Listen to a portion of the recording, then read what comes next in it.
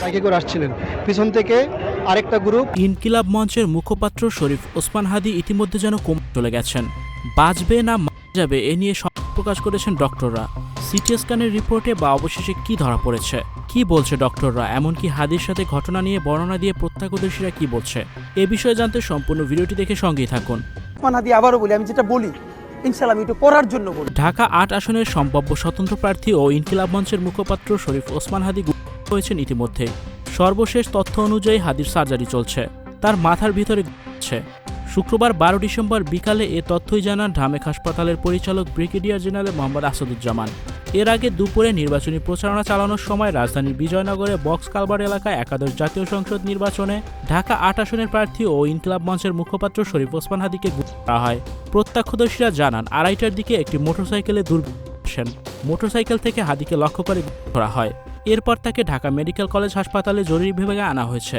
ঢামেক হাসপাতালে জরুরি বিভাগের আবাসিক চিকিৎসক ডক্টর মোস্তাক আহমেদ বলেন, ওসমান হাদির অবস্থা গুরুতর, তিনি কোমায় আছেন ইতিমধ্যেই। বাঁচবে না মারা যাবে এ নিয়ে সন্দেহ প্রকাশ করেছেন ডক্টররাও। উল্লেখ্য যে গত নভেম্বর মাসে দেশি বিদেশি ৩০টি নম্বর থেকে বিভিন্ন স্থানে বিভিন্ন ধরনের হুমকি পেয়েছেন বলে জানিয়েছেন হাদি। ১৪ই নভেম্বর ফেসবুকে একটি পোস্টে তিনি লিখেছিলেন, তাকে তার বাড়িতে সহ তার মা, বোন ও স্ত্রীকে হুমকি দেওয়া হয়েছে ইতিমধ্যে। ওসমান হাদি সে সময় আরও লিখেছিলেন, গত ৩ ঘন্টায় আমার নম্বরে আওয়ামী লীগের ৩০টা বিদেশি নম্বর থেকে কল ও টেক্সট করেছে, যার সামারি হলো আমাকে সর্বক্ষণ নজরদারিতে রাখছে।